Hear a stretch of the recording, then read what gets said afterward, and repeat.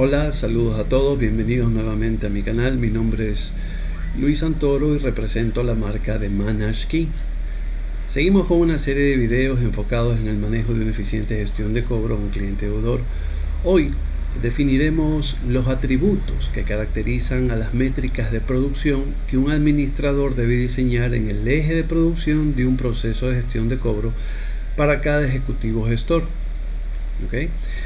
En mi experiencia, y no quiere decir que no exista, nunca he evidenciado la operación de un área de cobranzas en conjunto con sus áreas interdependientes y tampoco un proceso de gestión de cobro definido como tal.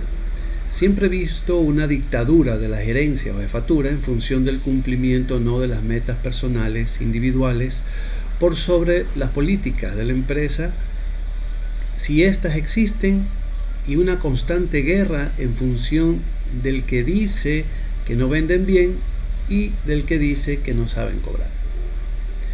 Cada quien defiende su posición, pero no son responsables de la posible situación de la empresa y el camino por donde la están llevando.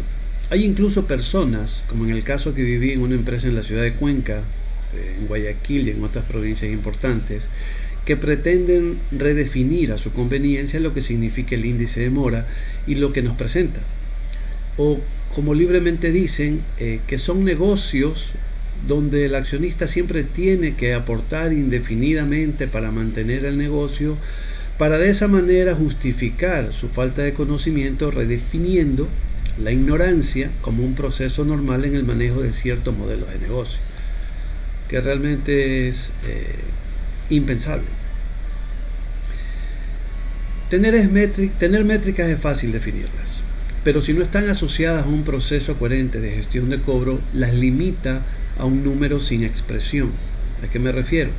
Un número sin expresión refleja un resultado en sí mismo, un resultado numérico, pero en un proceso de gestión de cobro, la misma métrica refleja un resultado de gestión, eficiencia y rentabilidad. Combinamos el cumplimiento de la métrica con el cumplimiento de la eficiencia global ajustados al requerimiento de rentabilidad de la empresa. Es una gran diferencia, ¿verdad? Pues bien, veamos los atributos principales en una métrica. Primero,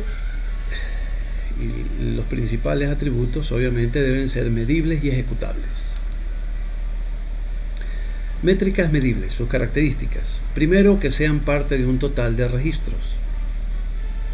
Segundo, que se los pueda reflejar como un porcentaje de un total cuya asignación puede hacer a un ejecutivo gestor de manera individual o a un grupo de ejecutivos gestores. Tercero, que tenga incorporado el factor tiempo como parámetro de medición de la valoración de la métrica, lo que es el periodo de ejecutabilidad. ¿Qué quiere decir esto? Que si yo asigno un grupo de registros y es una métrica que yo tengo que analizar su cumplimiento, esta tiene que tener una fecha máxima de caducidad. O sea, tiene que tener un tiempo en el cual yo voy a valorar esa gestión. ¿Ok? El cumplimiento de la métrica. Cuarto, que tenga incorporado el factor tiempo como parámetro de medición de la gestión, que es el tiempo de gestión. Adicionalmente, al periodo de ejecutabilidad de la métrica, tenemos el tiempo de gestión. ¿Qué quiere decir?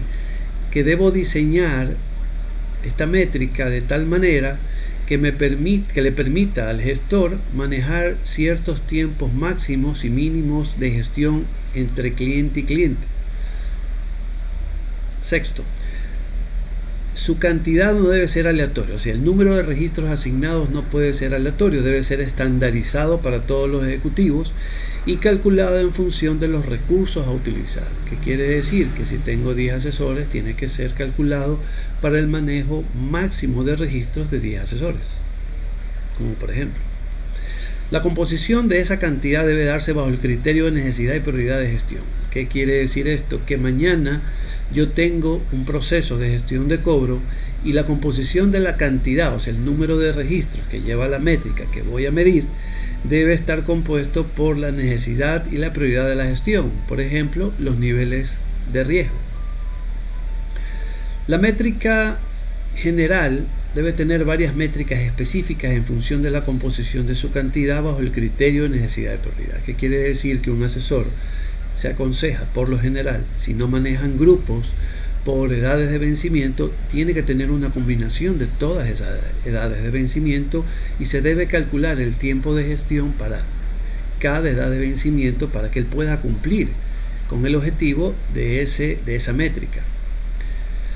La métrica bajo un proceso de gestión de cobro debe ser dinámica con respecto a la depuración y sustitución de registros. Esto es, que siempre será el mismo número de registros asignados, pero no los mismos, teniendo en cuenta que una depuración y sustitución de registros se da en función del cumplimiento del proceso sin afectar la medición y arrojar datos de eficiencia.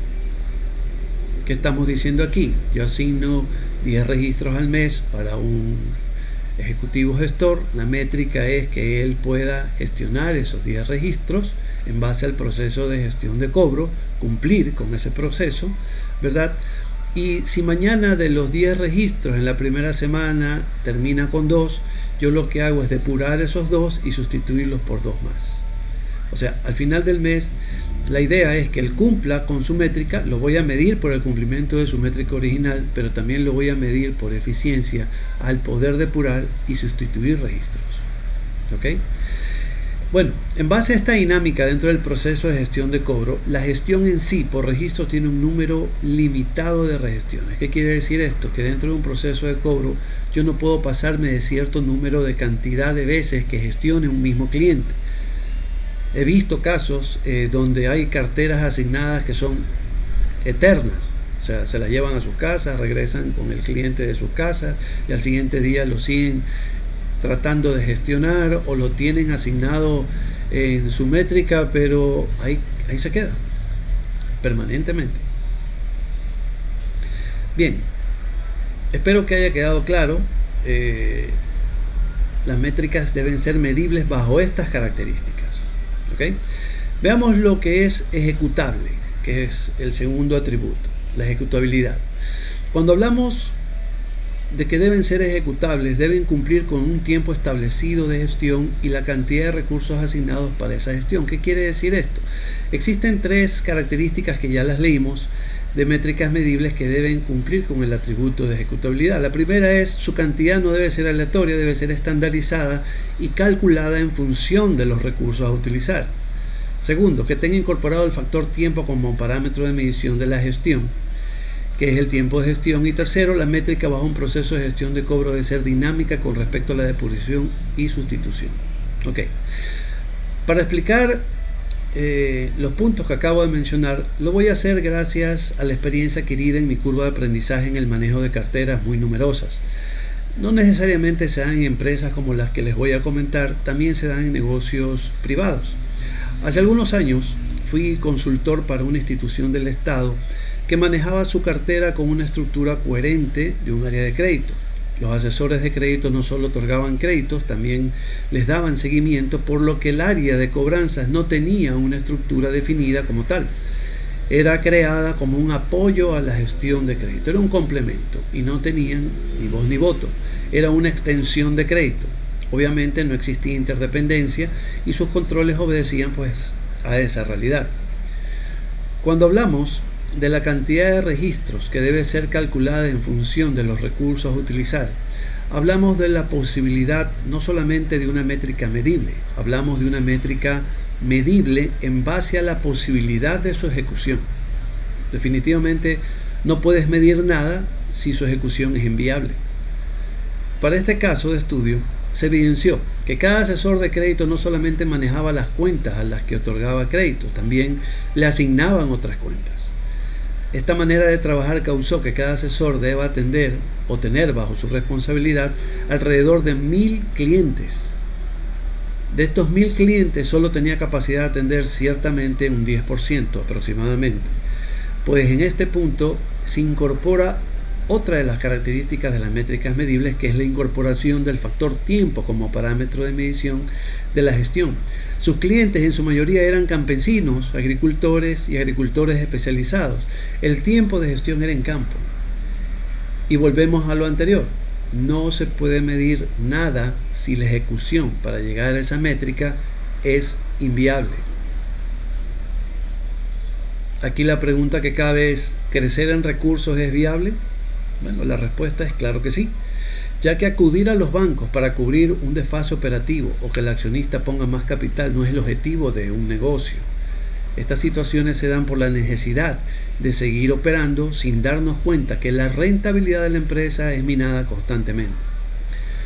Cobranzas es un área especializada cuyo crecimiento va en función del crecimiento de la empresa, al igual que el área de ventas y comercialización.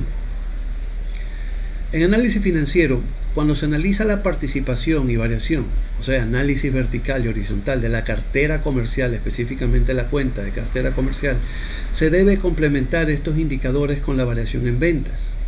Por ejemplo, si se da un crecimiento del 20% en ventas debido a estrategias de posicionamiento, promociones, descuentos, etc., la cartera comercial debe crecer en una proporción similar o menor, o sea, la cuenta de cartera comercial.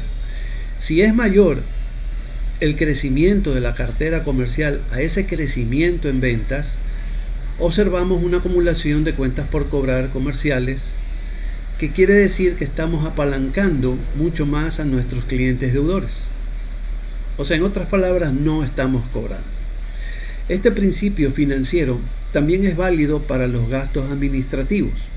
Si ese crecimiento en cuentas por cobrar comerciales es similar al crecimiento en ventas, deberá existir un crecimiento en los gastos administrativos por el incremento de recursos para manejar ese incremento en ventas.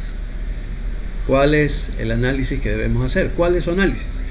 Si incremento mis ventas, por ejemplo, en unos $500,000, que representan alrededor de 250 deudores nuevos, créditos promedios de $2,000, por ponerles un ejemplo, es preferible contratar uno o dos ejecutivos gestores con un número de registros asignado a cada uno de 125, con un salario equilibrado en el mercado, que arriesgar atrasos posibles de pagos en el corto plazo de alrededor unos $100,000. ¿Cómo compenso esos $100,000? Estos $100,000 los puedo compensar con un crédito o aportes de capital con un costo promedio del 9% anual, que es mucho más de lo que me costaría crecer mis gastos administrativos contratando dos gestores capacitados. Bueno, la pregunta aquí, ¿puedo evitarlo? Por supuesto, definitivamente que sí lo puede evitar. Ese es el análisis que deben hacer. Bien,